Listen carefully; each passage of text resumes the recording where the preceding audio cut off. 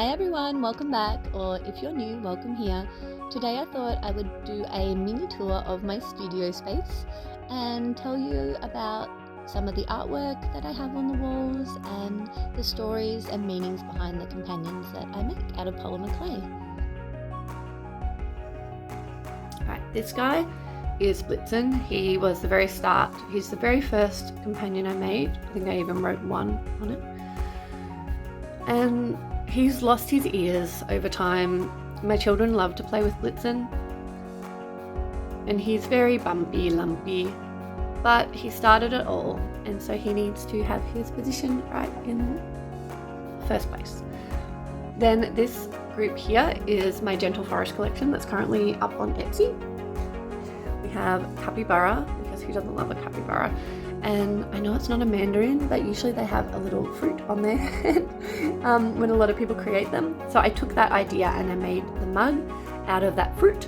And then he's got his matcha in there, which kind of represents the green leaves that will be on the top. But he's got a kind of a mandarin matcha. Very sweet. He was super popular. I put out a poll on Instagram to ask what I should make in this collection, and everyone wanted fluff.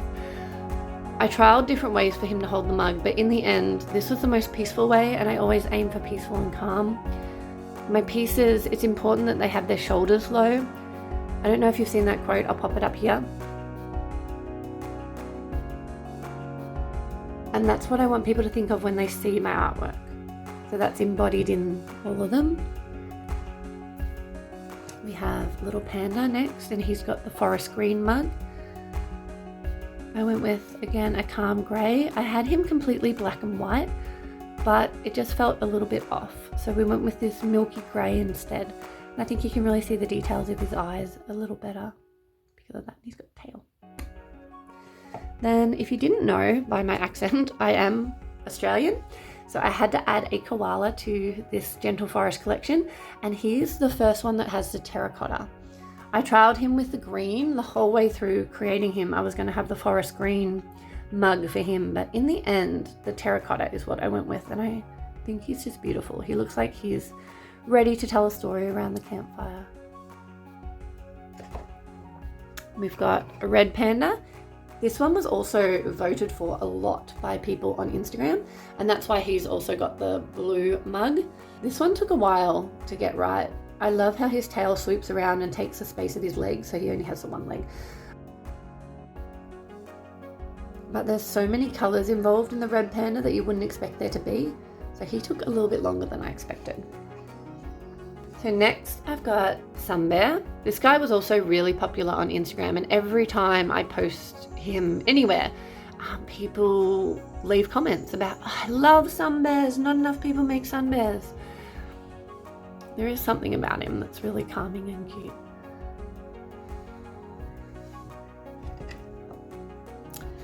And this one, can you guess what this is? Most people can't. My mum used to call these tapirs, but the actual word is tapir. And this is a baby tapir. This is what they look like. So I just added him to the group. I've always loved them. I think they're super cute. So he's part of the Gentle Forest collection. I don't know if anyone will choose him, but it's pretty cute. Next is this little fox, and you might notice he's not holding a mug, he's holding a propeller hat, and that is because I made this as part of a Draw in Your Style challenge that my friend Adrian was running on Instagram. He's an illustrator and he has beautiful little characters, and so I decided to bring one of them to life through clay. I'm so happy with him. I love it. So cute. And he goes there as part of my little world I have happening.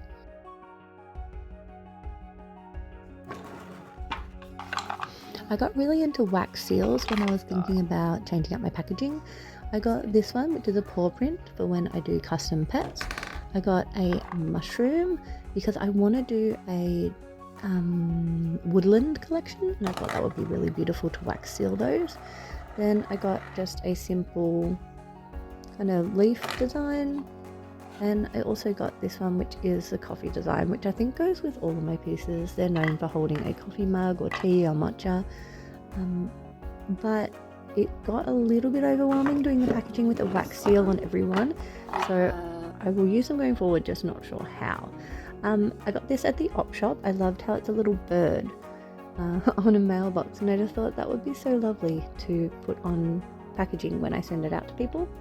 I also got this one from the op shop, again just a leaf design. I think it goes well with the artwork that I create, and it tells the same story. This is my plushy goat of Blitzen, just to go with my theme. In here, when I opened my Etsy shop, I thought it would be a really good idea to make some inventory. So I sculpted out 5 of each of the gentle forest companions. So this is the little sun bear, the other one was the sloth, just before they're painted. But I'm in 2 minds. Part of me is happy with the listing and making them all the same, and the other part of me really wants to go with more of a adopt style where they are all very individual. So I'm not sure about that yet. Here is my wall art. There's just some black and white prints from Etsy, and this blossom tree was part of a birthday card that was given to me by my auntie. This is a little picture of a thatched cottage. I'm guessing it's from Europe. It's always been my parents' restaurant, so I thought I'd keep it on the wall. I'm so excited to show this. This is a little clay companion stamp. And then I also got one that says handmade by Clay Companion that I can stamp on everything. Ready for a super smooth transition. And there we go. This guy has had some wear and tear. This is before I worked out how to make it so that the gloss and the paint doesn't come off. This is a little lot bunny that I made for my son when he was struggling with kinder. He's got a number, it's got nothing on the bottom. One of the first ones I made, and he spent a lot of time in my son's pocket at kinder. You can see he's lost his mug, he's lost a bit of paint and some shine, but there's something lovely about that at the same time. To see the wear and tear on a piece.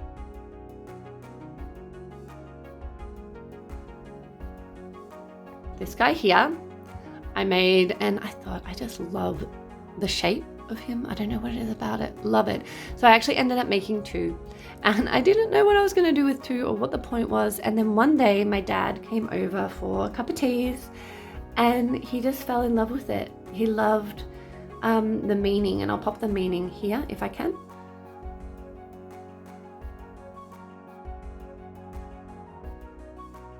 Next is a flamingo I made for Mother's Day 2024. I actually made this companion for myself. I was feeling just exhausted and I needed a little friend. So this is the meaning.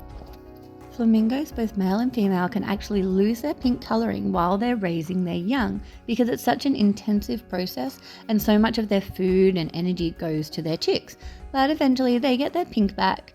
And I made this one especially to when it's facing one way, you can't see the chick at all. It's just a flamingo holding its little cup of tea. And then when you turn it, the little chick is just there nestled under the wing.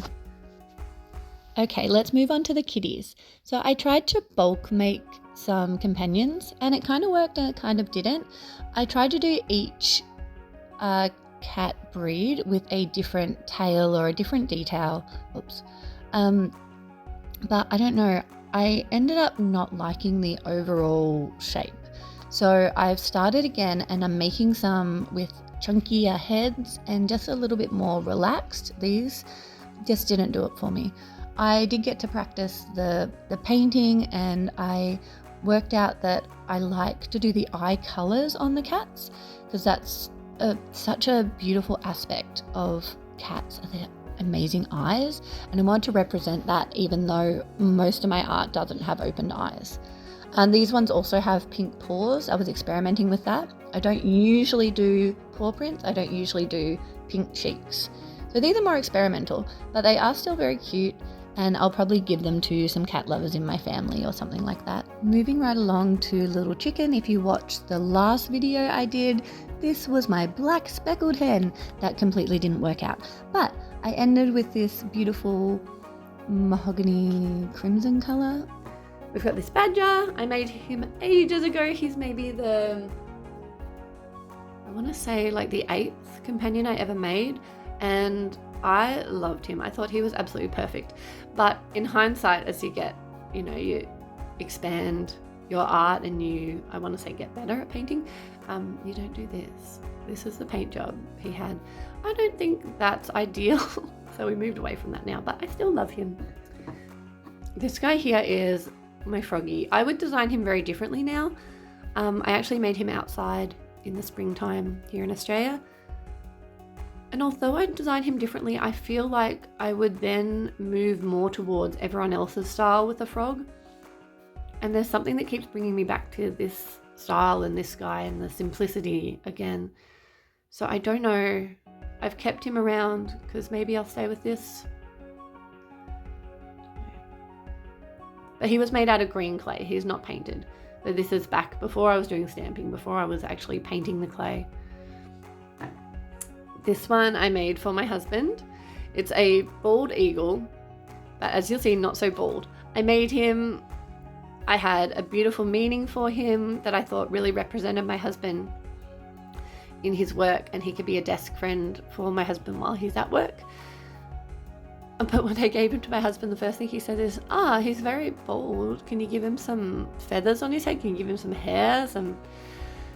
So I went back to the drawing board and I added this little mohawk. So that's why he's a bald eagle with a mohawk.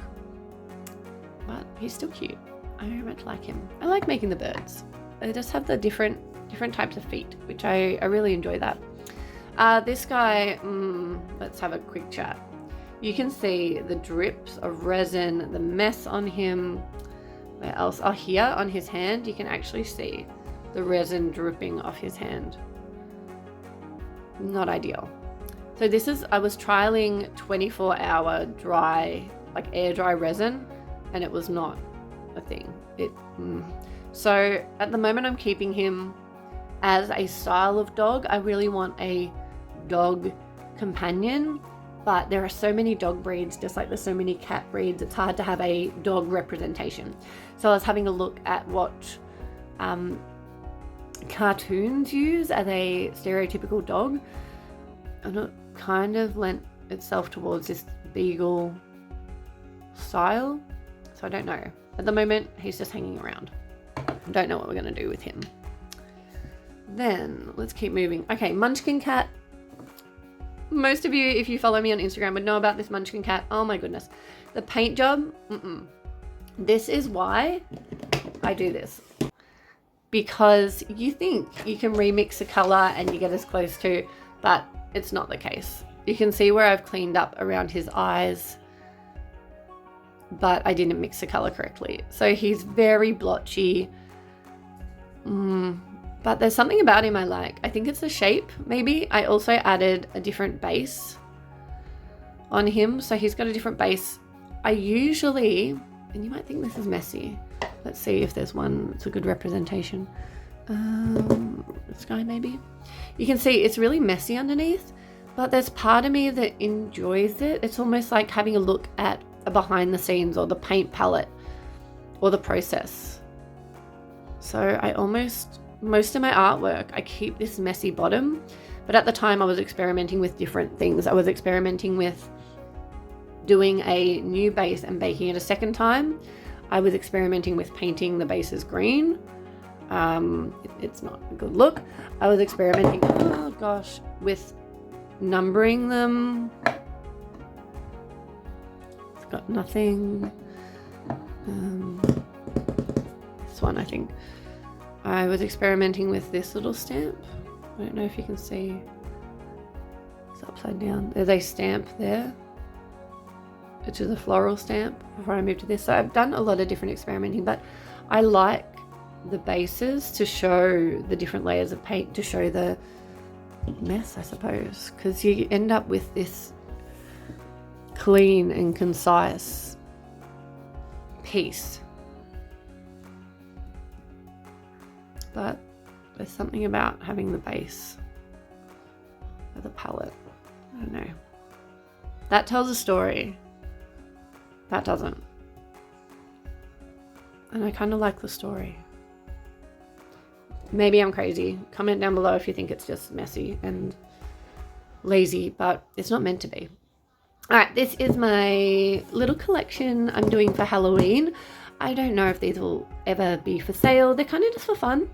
So there's always one in the friend group that doesn't want to dress scary, and that's what this duck represents. Princess, mermaid, fairy, that type of stuff.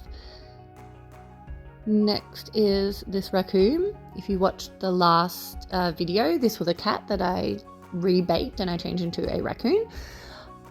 I loved that it had so many colours. I've never done a raccoon before, and I went with the yellow eyes as well. Now he's holding the poison apple. Classic black cat. I love the yellow eyes on this one, and he's holding a boo mug. I just thought that was super cute. Like at this time of the spooky season, you get Halloween mugs. So my little companions have Halloween mugs. It's not that deep, really. And I'm currently working on this spider. He is holding a pumpkin. I was gonna do him, he's meant to look fluffy and cute. If you don't like spiders, he's meant to be a really not scary spider, just friendly. I'll give you an update on what he looks like, because he looks like this now. Thank you so much for joining me for this video. I have loved showing you the companions that are here with me and telling you their stories. I hope that you've learned a little bit about the meaning behind my artwork and why I've started. Don't forget to like and subscribe if you've enjoyed this video and you'd like to see more from me. Until next time, bye!